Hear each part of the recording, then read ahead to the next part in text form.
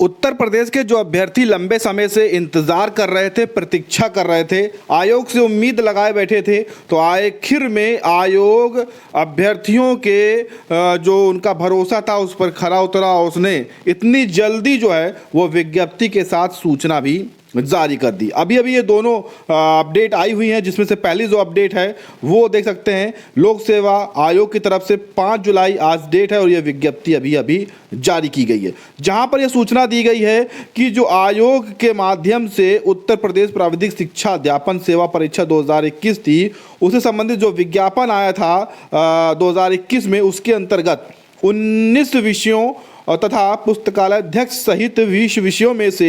4 विषय पदों व्याख्याता, ऑटो इंजीनियर व्याख्याता, डेयरी इंजीनियरिंग व्याख्याता, केमिकल इंजीनियरिंग तथा पुस्तकालय अध्यक्ष की जो परीक्षा थी वो 13/8/2023 को प्रयागराज तथा लखनऊ जनपद में निर्धारित, ठीक है, यहाँ पर निर्धारित की गई है 13/8/2023 को। ये काफ़ी लंबे समय से इस चीज़ की मांग की जा रही थी इस परीक्षा को लेकर, तो फिर फाइनली 13 अगस्त 2023 को प्रयागराज और लखनऊ जनपद में इस परीक्षा का आयोजन कराया जाएगा, यहाँ पर बता दिया गया। परीक्षा योजना का प्रारूप जो है वो पूरा ऑफिशियल वेबसाइट पर जारी कर दिया गया है। शेष विषयों की, शेष पदों की जो परीक्षा तिथि है संबंधित जो सूचना है, विज्ञप्ति है, वो वेबसाइट के माध्यम से आगे बाद में दी जाएगी। वहीं पर दूसरी जो है वो सूचना जारी की गई है, ये भी उत्तर प्रदेश लोक सेवा आयोग के माध्यम से जारी की गई है, जहां पर बताया गया है कि जो वैकेंसी थी, ठीक है, यहाँ पर चिकित्सा अधिकारी, सामुदायिक स्वास्थ्य और आयुर्वेदिक यूनानी वाली जो वैकेंसी थी, कुल मिलाकर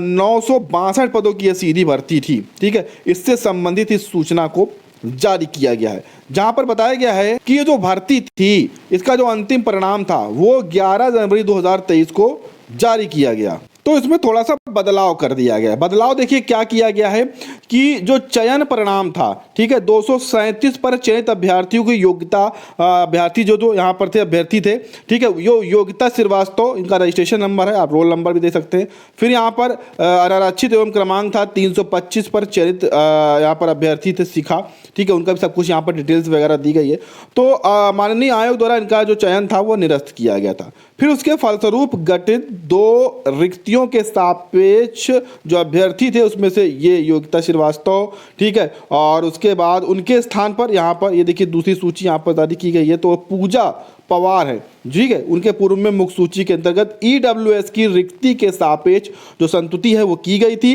अब चयन अनारक्षित श्रेणी की रिक्ति के सापेक्ष किया जाता है। मुख्य सूची में इनका स्थान यथावत यहाँ पर रहने वाला है, ठीक है। तो जो अभ्यर्थी हैं पूजा पवार, उनके अंतर्गत जो अनारक्षित रिक्ति के सापेक्ष संतुति है किए जाने के फलस्वरूप जो घटित ईडब्ल्यूएस की रिक्ति के सापेक्ष अन्य कोई अभ्यर्थी उपलब्ध न होने के कारण इस रिक्ति को अग्रनीत किए जाने की जो संतुति है वो फाइनली यहाँ पर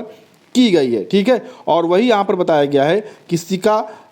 जो किस श्रेणी अनारक्षित के स्थान पर समेकित योग्यता सूची के में संबंधित जो श्रेणी अभ्यर्थी हैं उपलब्ध नहीं है, अतः नियमानुसार उक्त रिक्ति को अग्रनीत किए जाने की संतुति यहाँ पर फाइनली की गई है। तो ये यहाँ पर एक सूचना दी गई है, यहाँ पर सूचना केवल जारी की गई है, लेकिन ये जो है ये ऑफिशियली यहाँ पर आयोग के माध्यम से विज्ञप्ति जारी की गई, जिसके लंबे समय से परीक्षा के लिए छात्र मांग भी कर रहे थे।